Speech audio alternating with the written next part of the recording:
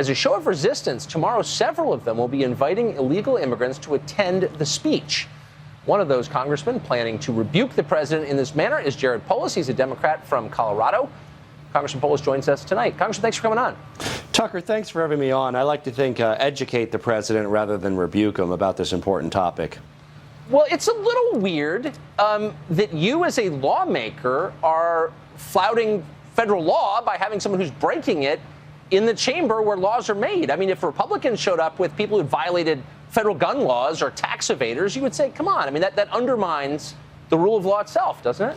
Well, Oscar, like 750,000 people, has a deferred action or DACA card, which is a program that President Obama put in place. So he can work legally today. He can fly. He can, was able to get here, obviously, and show his ID. What we're worried about is President Trump could cancel that program, which would actually create 750,000 more people here illegally, and they wouldn't be able to go to work legally the next day. People like Oscar and so many others like him. Well, but I mean, look, it's illegal. The previous president decided somehow through magic that it's not illegal. But if you think these people ought to be here legally, why don't you change the law? You're a member of Congress. Isn't that how our laws are supposed to be made, by members of Congress? Well, I think, look, hopefully you and I agree that the optimal place to deal with it is Congress. We had a bipartisan immigration bill that reduced the deficit by $200 billion. It would have actually provided a pathway to citizenship for Oscar. That's something he doesn't have today. But the best we have now is permission for him to go to work through deferred action, which so far President Trump has kept. And I think it's important that he meet the faces of the aspiring Americans who work hard and pay taxes. Oscar's been working since he's 14 years old. He was in junior ROTC in high school. He wanted to join the Army. He was told by the recruiter he scored in the top few percent, and they had to turn him away because he didn't have a Social Security number. So if we want to make America great, we need to deploy the talents and skills of immigrants like Oscar. So that you just answered my next question, which is, what is the point of all this? We're making, middle America's dying. The life expectancy, a lot of people, is dropping, and you're spending your time elevating people who are here by definition in violation of our laws. And you're saying you're doing it because it helps us. If that's true, why don't other countries do this? Why isn't China inviting illegal immigrants to come in and make it better? Why isn't Mexico doing that? No other country is doing this except us. If it's really a good thing, why aren't they doing it? Well, I'm a fan of finding out ways to do it legally, but the truth is, when you look at important industries in our economy, like agriculture, like the tourism industry, we need people here who are able to work those jobs. Oscar's been working full-time since he was 14 years old, works 2 jobs. He has 3 siblings that have all been working from a young age. We need the skills and talents of immigrants to make our country great. And I think we need to find a way to do it legally. You're a smart guy. I know that. We went to the same school, actually, so I know you're a smart guy.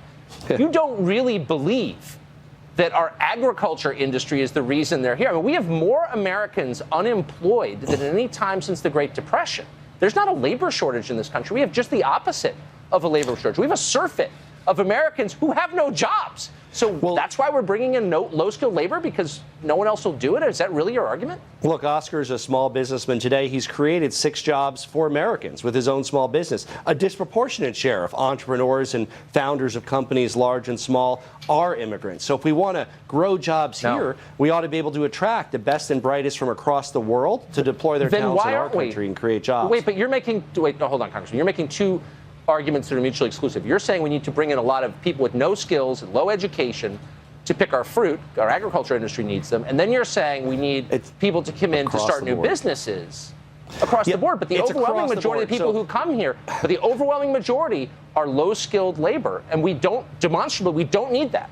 We've got millions and millions of unemployed Americans. Are you going to go to those fields and pick those crops? I mean, I hear from the dairy industry. I hear from farmers. Right now, you should know this, Tucker. Not at those wages. No American They hire people under the table. That's what they do today because there's not respect for our laws. For our laws to have respect, we need to align them to the actual needs of the economy. The economy and the invisible hand are a powerful force. You can only deny them so long. We need people to support our quality of life and to support our economy. And the immigrants are an important part of that. We need a serf class. So when did Democrats, liberal Democrats, find themselves on the side of employers hoping for more low-wage labor to exploit. I thought Democrats were supposed to be protecting those people like Cesar Chavez did.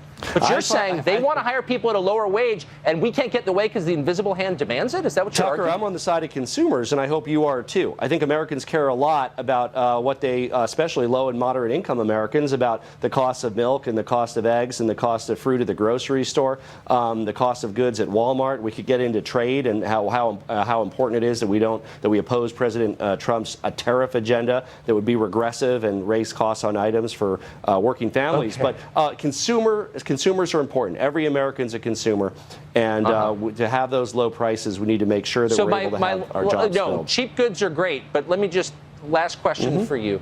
Are you arguing that your average low-skilled laborer, not your friend Oscar, who sounds like a great guy, but the average low-skilled laborer is a net plus to the American economy? In other words, produces more in taxes than he consumes in services? Are you going to say that with a straight face? I can say it would be devastating to the American economy if the 11 million people that are here today, some of whom are working in low-wage jobs, were somehow to be deported or to disappear. That would be devastating. It would cost us a couple points of GDP, and it would increase our deficit.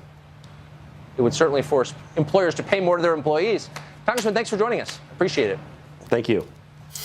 Up next, support for mass immigration has created an unlikely alliance of libertarians and liberals and big business. Ooh.